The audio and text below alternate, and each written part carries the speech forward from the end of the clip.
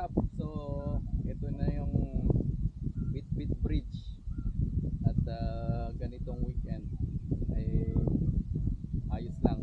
Weekdays pala, hindi weekend. Pag weekend, maraming pumupunta rito.